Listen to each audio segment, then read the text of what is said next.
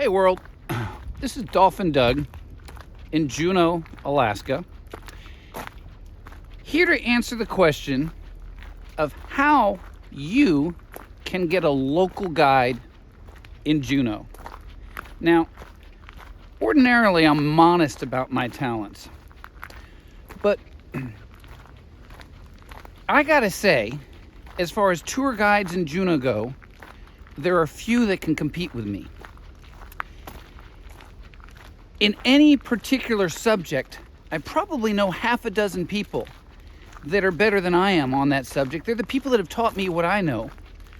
But I'm a very big generalist. So if you want to do a food tour, I'm not the best. I do know one that is. But I could show you around. I wouldn't do that well on a bar crawl. I know where they all are, and I could drive you from one to the other if that helps.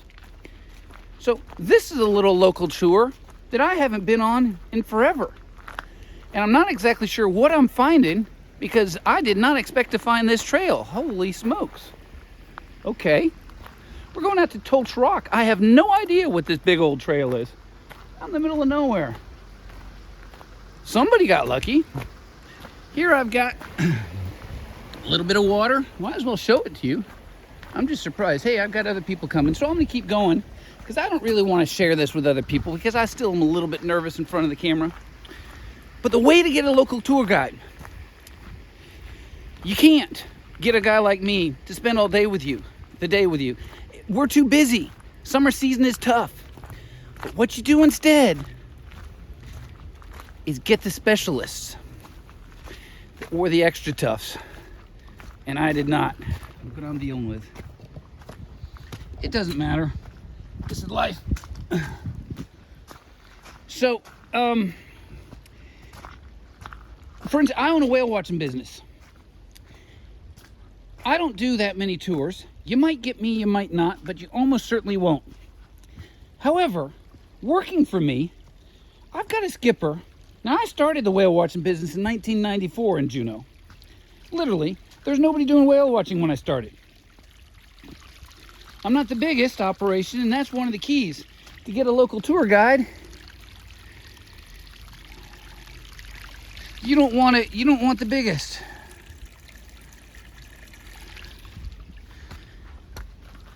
But if you called up my business, you'd get a nice person. Her name's Tracy. And Tracy, what you should do is say, Tracy, I want to come up and I want to go out with some local tour guides. Do you have any? And she might say, oh yeah, we've got Jim. He's been driving the boat since before Doug started his business. We've got two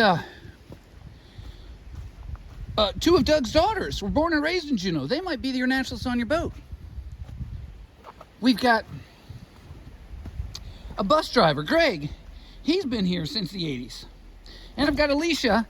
I don't know when she showed up here. I don't know that Tracy could answer this, but I knew Alicia before she had, well, shoot. Her son's 20 years old, and I knew her before she had kids. So yeah. Don't go for one guy like me. You don't need that. Get Alicia to drive you out in the bus, or Greg. Get Jim to drive the boat. Have one of my daughters on as a naturalist, and you're set. Now this is true with all the helicopter companies. Everything that you want to do. Shoot, even the taxi companies. The trick is to call up these smaller companies and ask for their local, and they should have somebody that can fit that description. And I often say when I sign out my videos, hope you have extra toughs. I don't. So there we go. I actually got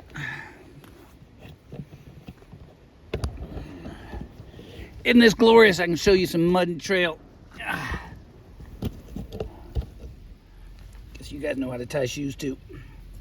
So that's how you get a local tour guide. Everywhere you go, try this. Now, you're going to find a lot of companies. The big companies in particular, can't deal with that request. You're going to find some of the smaller companies aren't going to quite engage with you right. What you should be doing is call them up on the telephone, reach real person, and ask them that question and see how they respond, and book the tour companies that answer that question best. So there you go as an answer. Now there's a reason I brought you on this trail. I didn't know if this would be the right length trail or not, but it actually turns out it's just a wee bit longer than it needed to be, because now I'm going to take you to something that only a local would take you to. And this is Tolch Rock. We started out right beside the Mendenhall Lake. And the Mendenhall Lake, yeah, you know, if you come up here, I hope you have extra tufts. This is just real. This is particularly wet. And this is just what you do. And I wouldn't be the first. I'm feeling awfully wimpy today. Oh, when your feet are dry, it's hard to get them wet the first time. I had a good friend, Jeff, in college, and he loved to run in the mountains, and I went running with him, and his trick was to always get your feet wet in the first creek so you never worried about it afterwards. I always respected that. Well, I take his advice sometimes, but not always. Anyway, we started out right by the Mendenhall Lake. The Mendenhall Lake's right at the bottom of the Mendenhall Glacier. Mendenhall Glacier is what we're in, the Mendenhall Valley. It carved this whole thing. The glacier was here only a couple of hundred years ago. It's just a trail. You guys care about mud and trails? It's just life. Anyway, and it carved this ground. All of this dirt that we're going over, these rocks. Notice how diverse the rocks are. They're rounded. This is glacial till. It's been carved up, and for whatever reason, there's a moraine right here. What happens is the glacier pushes forward and then pulls back, pushes forward and pulls back. And I am stinking almost lost, but I don't think I am. It's got to be this major way. So, as it does that, it sometimes leaves big piles of rocks around. They call those moraines. They can be a line that go right across the valley. So, ain't this just a pleasure? I mean, this is why, holy smokes, free holies, this is why you wear extra tufts. Because I could just slosh right through the middle of it. They're just wonderful rubber boots. And there we go. So, glacier. This is glacially carved. It's a big U-shaped valley. You can't see it. It's fog. Fog everywhere. If you listen, that's about 2 miles away is the Nugget Falls. It's over that way. The glacier is up that way. That's pointing about north. They tell you to look for moss on the north side of a tree. Shoot, worked there. There's more moss on that side than there's on that side. Maybe it's a real thing. I don't know. Is there more moss on that side? Or the other side? Yeah. I think if you're trying to navigate using moss, you wouldn't be doing too well. Anyway, another thing that glaciers do is they pick up rocks from the ground. Glaciers grind up rocks, but they don't grind them. They have to pick up a rock to grind it against another rock because ice isn't that hard. Ice gets rubbed smooth real quick. But you get rock grinding on rock, they get moved. Well, sometimes this glacier, that big chunk of ice, breaks free a big rock. And if you're not from glacier country, ain't this just a peach? I tell you, see this, you see my point? If I had just gone straight through the first time, well, you got to do it sometime. It just makes it easier.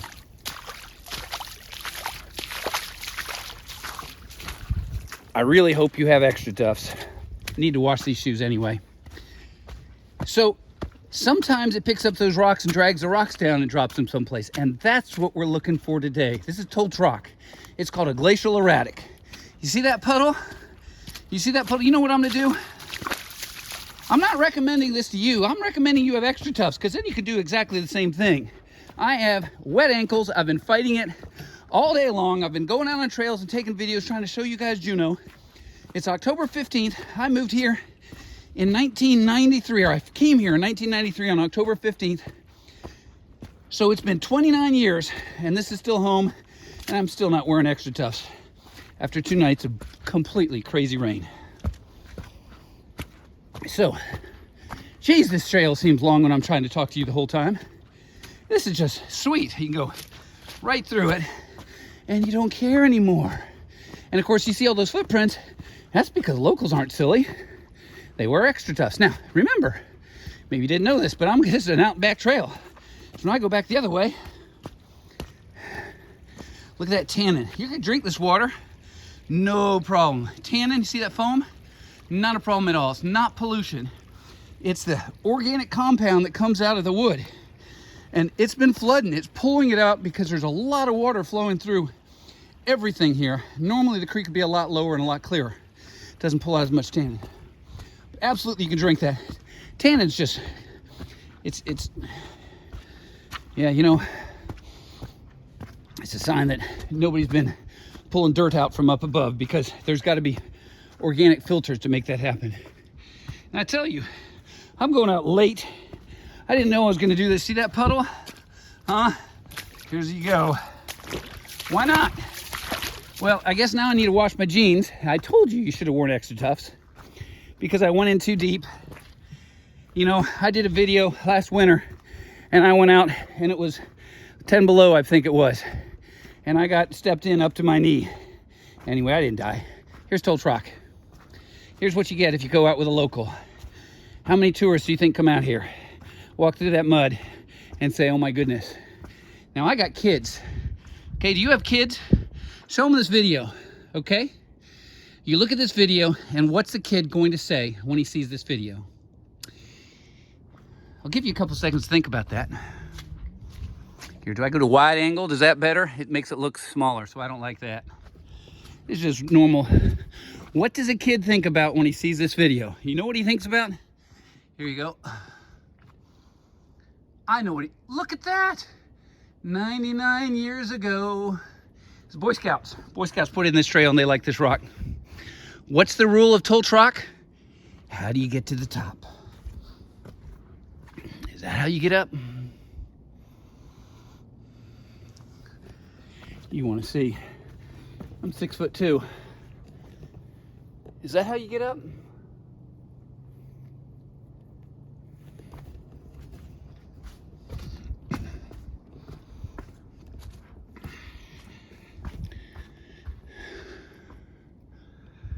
Did you see it?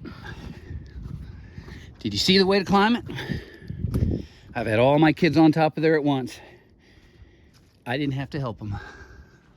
And you know, some things are just left best open-ended.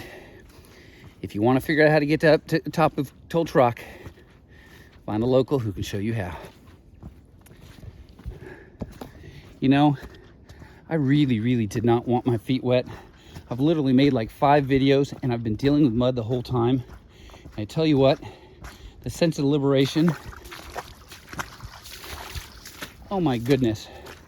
I hope you have extra tufts, but if you don't, I hope you have the guts to say life is too short. And of course, if you're camping, you've just completely ruined. Oh well. Squelch squirch, I'm going on a bear hunt. Gonna find a big one. It's a beautiful day. Oh no, mud. Deep, gooey mud. Can't go over it. Can't go under it. Oh no, I've got to go through it. Squishy, squashy. Here we go.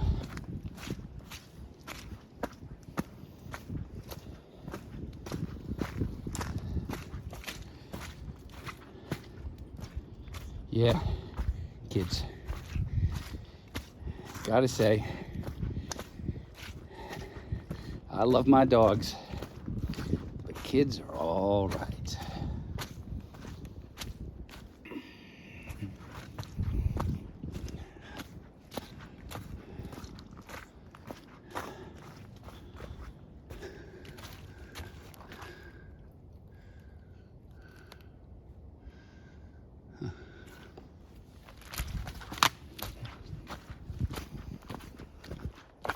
I don't know if I'm going to use this video. I don't know if you want to see this video, but there's a piece of me that says, maybe there's some of you that are going to fast forward, no problem. Fast forward just the rock. Some of you might just want to see what the whole hike is like. And if you notice how much easier it is to hike when you don't have to worry about your feet getting wet. And I think this is the last video of the day. It's almost 5 o'clock. It's going to be getting dark here really quick. That's the problem with coming to Alaska in October. You run into darkness issues.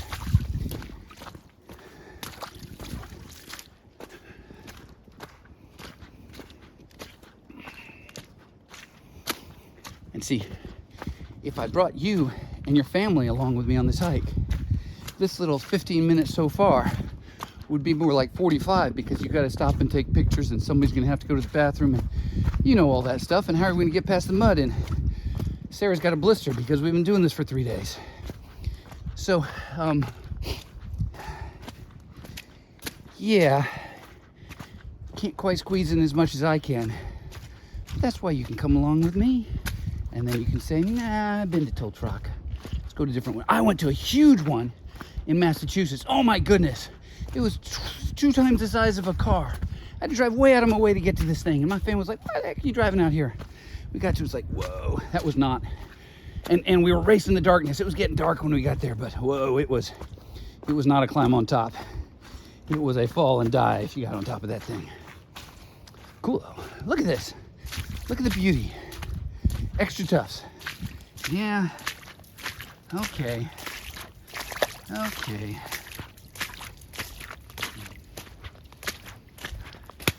It almost seems like I'm aiming for the deep spots because it's just easier. Because the roots always cause you issues. Is that, you know, and this is something, you know, I don't mean to be odd, but one of the things about coming to Alaska is we're all odd. You know, we all got dog issues or people issues or whale issues or walking barefoot issues. So if you're looking at this and just bizarre that I'm walking around like this, I would have no problem doing this barefoot, which is even more odd. I don't mean to make you think I'm a moron. You don't need help on that. And it's not like I would be wanting to bring you on this tour if you didn't have Extra Tufs. But if you did, heck, let's go take a picture on top of Tilt Rock, because you know what your kids can do and their kids can do. They can come back and Tilt Rock will still be there. The glacier won't, but that would be a heck of a family portrait 150 years from now. Is that worth doing? You tell me. You tell me.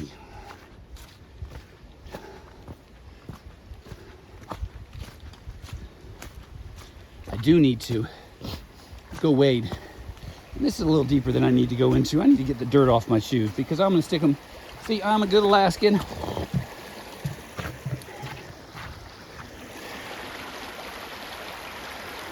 There's nothing to eat out here, so there are no bears. Wrong time of the year. Bears have someplace else to go to eat. They don't want to be here. There's no fish. You can smell fish. Fish smell like, that's the smell of summer. Don't smell any fish. There are fish nearby, but they're not here. Anywho, oh, look at that. I don't know where that trail goes. I mean, 3 years ago, these trails weren't here. Somebody's been hiking on. Maybe they do a tour out here, and they've been hiking around on all these various things to keep it from getting too trampled down. But hey, what was I saying? I need to figure out where this trailhead is. I gotta do my other shoe now, because I'm gonna go dunk this in the creek. I mean, this is called life, right? Wet shoes. Oh, but my deal, I'm Alaskan, right? So I've got a boot dryer. I've got like 3 of them. Only 2 of them are set up because they work like that. A little tiny, I don't know what it is, 20-watt bulb, not even a bulb wire resistor. Cool, cool, cool. I love these things. You know, once you get your Extra Tufs on, instead of you having this sense of dread at getting through this stuff, it's just like, huh, I bet everybody else has a problem, but I don't. It's like Mike from Monsters Inc., right? 6-wheel drive. So boot dryer, yeah. So I'm gonna have all my shoes. My shoes are gonna be dry tomorrow morning. If you were camping up here, this would not be the thing to do. You know, while you're in Alaska, get your go wading. See now, yeah, that doesn't matter because what I need to get is the mud off. Now my shoes are clean. And this little creek, quarter mile down that way, flows into a lake full of glacial silt that fish they can pass through, but they can't survive. Is that fun?